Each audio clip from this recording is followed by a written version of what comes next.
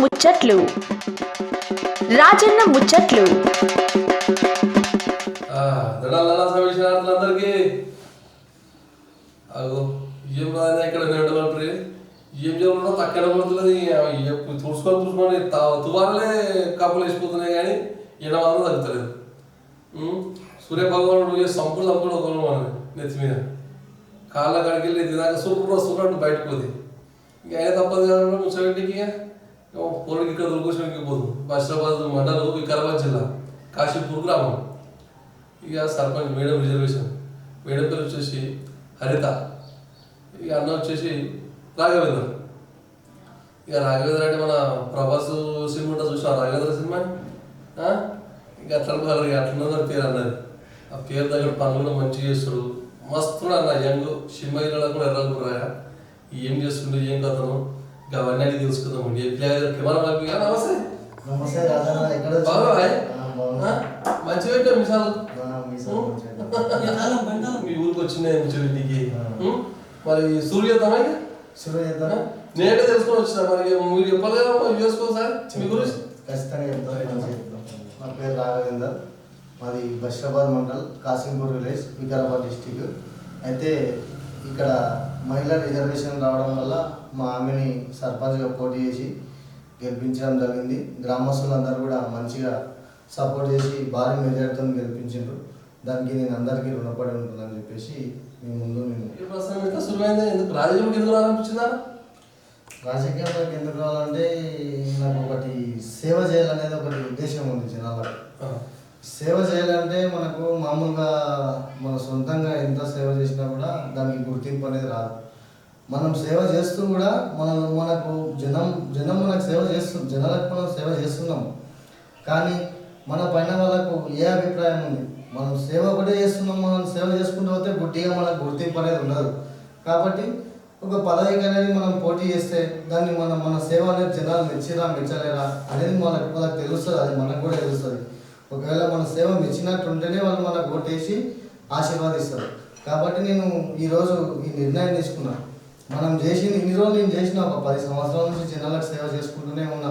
ఇప్పుడు నాకు కూడా సేవ చేయాలంటే ఒక పదవి కావాలని చెప్పేసి, ఒక గుర్తింపు అనేది మనకు ఉండాలని చెప్పేసి ఈ పదవికి పోటీ చేయడం జరిగింది. దీనికి గ్రామస్తులు స్వచ్ఛందంగా ముందుకు వచ్చి ఓట్లు వేసారు, భారీ మెజార్టీతో గెలిపించారు. ఈ ప్రజలకు ఏదో ఒక విధంగా సేవ చేయాలి అనేది, సేవ చేయడానికి మనకి ఇది ఒక మార్గం అని చెప్పేసి ఈ మార్గాన్ని నేను ఎంచుకున్నాను. రాజకీయంలోకి అరంగేట్రం చేసింది ఎప్పుడంటే 2014లో ఎమ్మెల్యే ఎలక్షన్ టైంలో నేను రాజకీయంలోకి అడుగుపెట్టిన.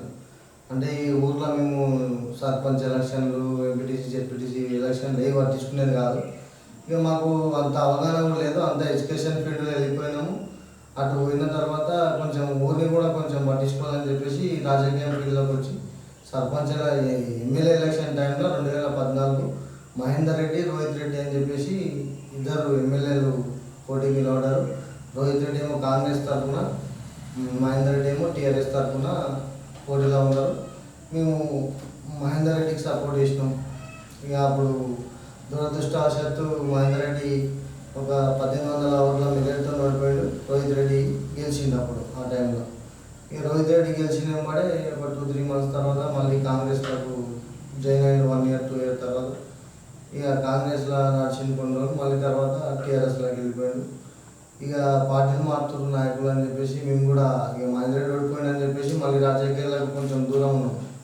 దూరం ఉండి అండర్ గ్రౌండ్ వరకు లోపల ఇక విలేజ్కి సంబంధించిన సమస్యలు ఏమున్నాయో విలేజ్ వరకు మేము చూసుకుంటున్నాం. ఇక మళ్ళీ నెక్స్ట్ అది అయిపోయిన తర్వాత మళ్ళీ ఎమ్మెల్యే ఎలక్షన్ మళ్ళీ వచ్చినాయి 5 years తర్వాత. సర్పంచ్ ఎలక్షన్లో కూడా మేము అంత మొగ్గు చూపలేదు ఇక అప్పుడు ఆ టైంలో.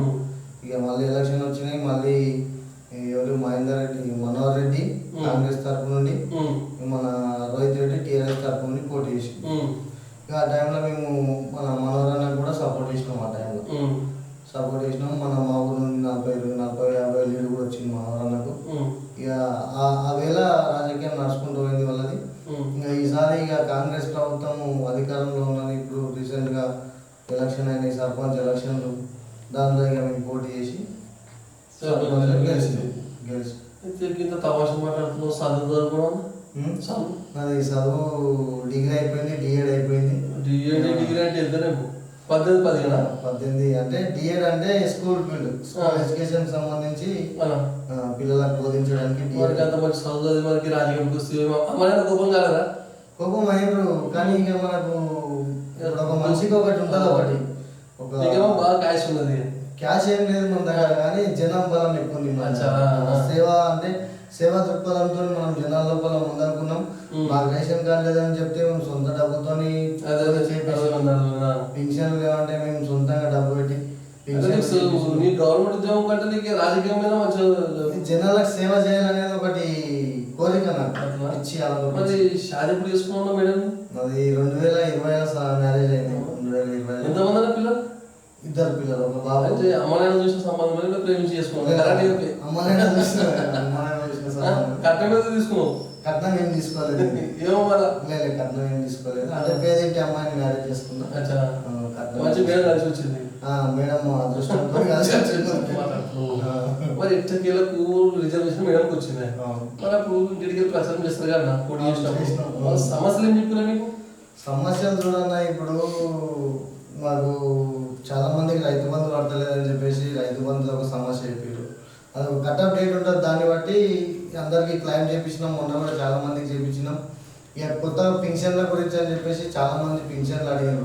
వాళ్ళందరూ కూడా పేర్లు రాసుకున్నాము, ఆధార్ కార్డు రాసుకున్నాము. వాళ్ళ డెత్ భర్త చనిపోతే భార్యకు పింఛన్ వచ్చేటువంటి అవన్నీ ప్లస్ వితంతు పింఛన్, ఒంటరి మహిళల పింఛన్లు ఇవన్నీ డివైడ్ చేసి లిస్ట్ పెట్టుకున్నాము. ఇప్పుడు పైనకి వెళ్ళి మనకు పింఛన్లు అని చెప్పేసి వస్తే దాన్ని అప్లికేషన్ చేసేస్తాము. ఇంకా ఇండ్లు, ఇందిరమ్మ ఇండ్లకు సంబంధించిన లొకేషన్ ప్రాబ్లమ్స్, బిల్స్, చాలా సమస్యలు చెప్పారు. ఇక మోరీలు బాగాలేమని చెప్పారు, లైట్లు బాగాలేమని చెప్పారు. ఇక చాలా సమస్యలు ఉన్నాయి. అవన్నీ మేము నోటెడ్ చేసుకున్నాం. ఒకటి ఇప్పుడు స్టెప్ వేస్తున్నాం. నాకు ఇప్పుడు చూడన్నా 250 మెజార్టీతో గెలిచినాము. మంచి మెజార్టీ. ఖర్చు ఏం లేదు, స్వచ్ఛందంగా ప్రేమ అభిమానంతో ఓటేసిండ్రు మా జనాలు. నమ్మకంతో ఓటేసిండ్రు. వాళ్ళకి నమ్మకంగా పనిచేస్తాము. అది వాళ్ళకు కూడా తెలుసు, అది మా మనసులో ఉంది. 100% నమ్మకంగా పనిచేయాలని చెప్పేసి మేము ఈ ఫీల్డ్కి వచ్చినాం. మరి ఎచ్చగేలకు మంచి వయసు మేడం గెలిపిస్తున్నాక మరి ఎటువంటి కార్యక్రమం సులువైన కూడా గ్రామంలో ఎటువంటి కార్యక్రమాలు సులువైన అంటే చూడాలి. ఇప్పుడు మన దగ్గర మోరీలు చాలా రోజుల నుంచి జామ్ ఉన్నాయి. మోరీల్ని ఇప్పుడు వారానికి ఒకసారి మోరీలు తీపిస్తున్నాం. అసలు దోమలు అనేది అప్పుడు ఇట్లా ఇంట్లో అనుకుంటే దోమలు అనేది ఇట్లా నేనే మామూలుగా ఉన్నప్పుడు దోమలు వచ్చి పీకి చంపుతుండే. ఇంట్లో ఆల్అౌట్ వాడుతుంటే నేనే వారానికి 2-3 గుడ్డీలు. ఇప్పుడు అసలు ఆల్అౌట్ వేయాల్సిన పని కూడా లేదు. దోమలు అనేది లేకుండా పోయినాయి. మంచిగా బ్లీచింగ్ కలిపిస్తున్నాం, మోరీలు తీపిస్తున్నాం. వారంలో ఒకసారి మోరీలు తీపిస్తున్నాం. ఇంకొకటి వీధి లైట్లు ప్రాబ్లం ఉండే, అన్ని వీధి లైట్లు మంచిగా వీధి లైట్లు వేయించినాం. ఎక్కడికక్కడ ఎల్ఈడి బల్బులు మంచి కాంతులు బాగున్నాయి, అవి వేయించినాం. ఇంకొకటి ఒక 10 లక్షల సీసీ రోడ్ వేసినాం ఎన్ఆర్ఈజీఎస్ది. ఎన్ఆర్ఈజీఎస్ నుండి మనకు కాంగ్రెస్ గవర్నమెంట్ మనకు రీసెంట్గా రిలీజ్ చేసింది ఎన్ఆర్ఈజీఎస్ 10 lakhs వరకు. అది అక్కడ ఆ దొడ్డులో కొత్త కాలనీలు వేసినాం, ఇందిరమ్మ కాలనీలో. ఇక ఇంకా ఇప్పుడు రీసెంట్గా మళ్ళీ ఇప్పుడు మనకు 10 lakhs ఫార్మేషన్ రోడ్ వచ్చింది. దాన్ని కూడా ఇప్పుడు వర్క్ నడుస్తుంది, అండర్ ప్రాసెస్ ఉంది.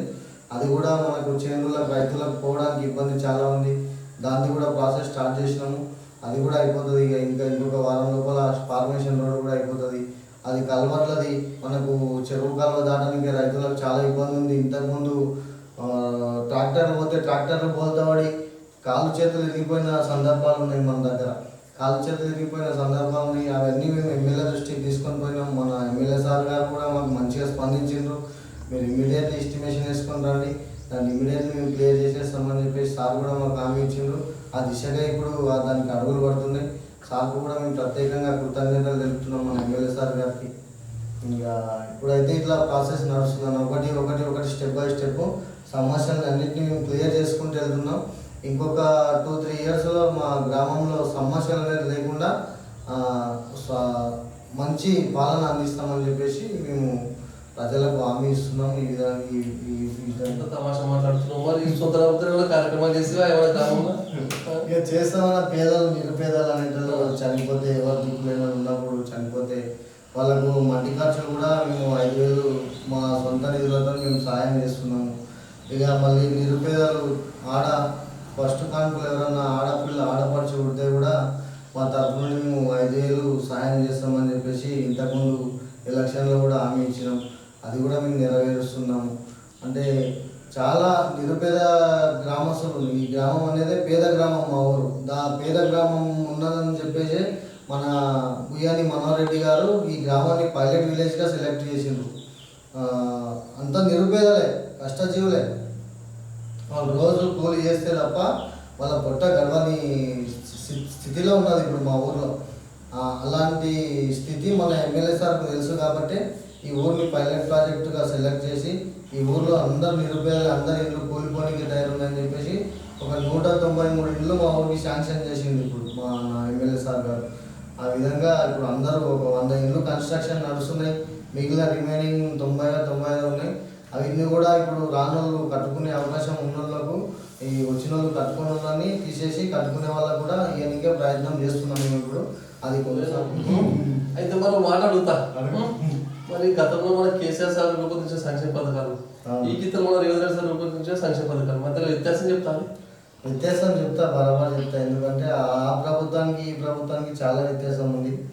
అయితే అప్పుడు మన కేసీఆర్ సార్ ఏమన్నాడు, ప్రతి ఇంటికో ఉద్యోగం అని చెప్పింది. ప్రతి ఇంటికో ఉద్యోగం కాదు కదా, 50 ఇళ్ళకి ఉద్యోగం కూడా వెళ్ళాడు ఆయన. ఆయన చెప్పిన మాట మీద అసలు నిలవలేడు.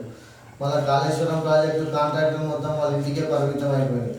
ఇప్పుడు ఆయన సిచ్యువేషన్ ఏందో ఆయన సొంత బిడ్డనే బయట పెడుతుంది. ఆయన మేకవన్య పుల్ అని చెప్పేసి సొంత బిడ్డనే పార్టీ ఏర్పాటు చేసి ఆయనకు ఆపోజిట్గా పార్టీ పెట్టి ఆపోజిట్గా ప్రచారం చేస్తుంది.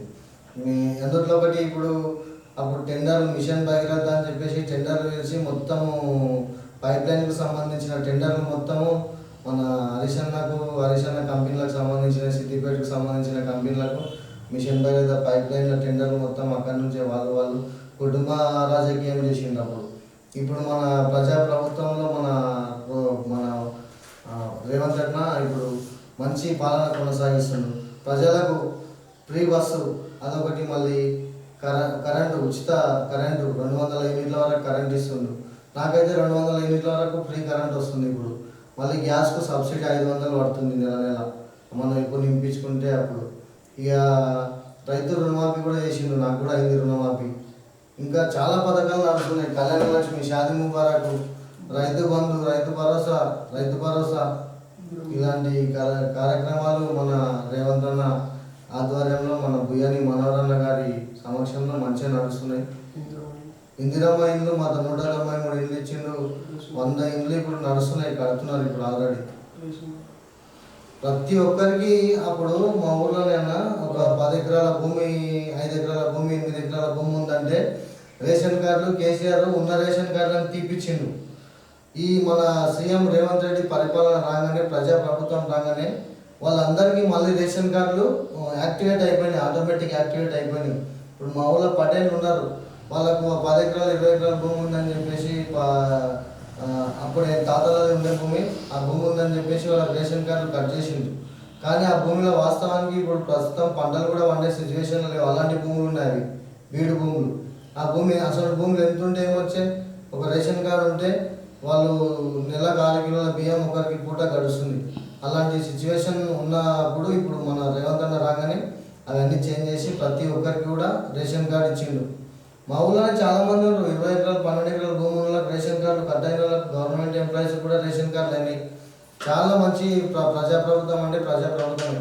ఒకవేళ ఎంప్లాయీ ఉన్నాడంటే ఎంప్లాయీ తల్లి తండ్రి అలా ఉన్నారు, ఎంప్లాయీ రేషన్ కార్డు అలా ఉంది. తల్లి తండ్రికి బియ్యం రాలేవు ఒక సిచ్యువేషన్లో, కానీ ఎంప్లాయీ ఉండు కానీ తల్లిదండ్రిని అడగడం లేదు. ఇక అలాంటి వాళ్ళకు కూడా మనం రేషన్ కార్డు వేయించినాం మన ప్రజాప్రభుత్వంలో. ఈ విధంగా నేను చాలా గొప్పగా చెప్పగలుగుతాను మన కాంగ్రెస్ పాలన గురించి. మాట్లాడుతున్నాను ఇంకా 4 సంవత్సరాలు టైం ఉంది కదా మేడం, మనకి టైంలో మేడం మధ్యలో చేకూర కార్యక్రమం ఉండేది మన గ్రామంలో. ఇక చూడన్నా, ఊరిని మేము అన్ని విధాలుగా ముందుకు తీసుకోవాలని చెప్పేసి ఆలోచన చాలా గట్టిగా చేస్తున్నాం. నిద్ర అవ్వకుండా కూడా ఒక్కొక్కసారి ఒకటే ఆలోచన వస్తుంది నాకు, ఏ విధంగా అయితే నేను ఊరిని డెవలప్ చేయగలుగుతాం, ఏ విధంగా అయితే ఊరిని డెవలప్ చేయగలుగుతాం అని చెప్పేసి పరిపరి విధాలు ఆలోచించి కొన్ని స్కెచ్లు వేసుకున్నాం. ఆ స్కెచ్ల ప్రకారం మేము ఇప్పుడు ప్రొసీడ్ అవుతున్నాము. అయితే ఇప్పుడు మా దగ్గర రోడ్లు, సీసీ రోడ్లు చాలా ప్రాబ్లం ఉంది. సీసీ రోడ్లను కూడా మేము స్పెషల్ డెవలప్మెంట్ కింద తీసుకొని వచ్చి ఎమ్మెల్యే సార్తో మాట్లాడి సీసీ రోడ్లు కూడా మా ఊర్లో ప్రతి గల్లీకి రోడ్ వేసుకునే విధంగా ప్రయత్నం చేస్తున్నాం. మళ్ళా ఇది అంగన్వాడీ సెంటర్ అని చెప్పేసి అక్కడ ఊరు బయట ఉంది. మహిళలు గర్భిణీ మహిళలు రోడ్ దాటి పోవాలంటే చాలా ఇబ్బంది పడుతుంది. ఆ అంగన్వాడీ భవనాన్ని కూడా మేము ఇక్కడ ఊర్లకు గవర్నమెంట్ ల్యాండ్ గ్రామకంఠం కింద భూమి ఉంది. ఆ గ్రామకంఠం కింద భూమిని ఈ అంగన్వాడీ భవనాన్ని ఇక్కడ షిఫ్ట్ చేయడానికి కూడా చూస్తున్నాం. ఇంకొకటి మేము అప్పుడు ఎలక్షన్ టైంలో కూడా హామీ ఇచ్చినాం, గ్రంథాలయం చేస్తామని చెప్పేసి. ఆ గ్రంథాలయాన్ని కూడా దానికి స్టార్ట్ చేసినాం, దానికి ప్రాసెస్ స్టార్ట్ చేసినాం. గ్రంథాలయాన్ని కూడా ఇక్కడ మన ఒక బిల్డింగ్ ఉంది, గవర్నమెంట్ బిల్డింగ్, దానిని గ్రంథాలయం కూడా ఏర్పాటు చేయడానికి ప్లాన్ చేస్తున్నాం. అదేవిధంగా మనకి ఇక్కడ ఇందిరమ్మ కాలనీలో మోరీలు లేవు. ఆ మోరీల గురించి అని చెప్పేసి మొన్న ఎమ్మెల్యే సార్ మేము మాట్లాడినాం. ఖచ్చితంగా మీకు శాంక్షన్ చేస్తా అని చెప్పి ఎమ్మెల్యే సార్ గారు అన్నారు. మేము పోయి అడిగేదే లేదు. ఆ మోరీలు కూడా మాకు శాంక్షన్ అవుతాయి. ఆ ఇందిరమ్మ కాలనీలో మోరీలు కూడా మేము మంచిగా చేపిస్తామని చెప్పేసి ఈ విధంగా మీకు హామీ ఇస్తున్నాం. ఇంకొకటి ఆ కల్వర్ట్లు, చెరువు కల్వర్ట్లు ఉన్నాయి.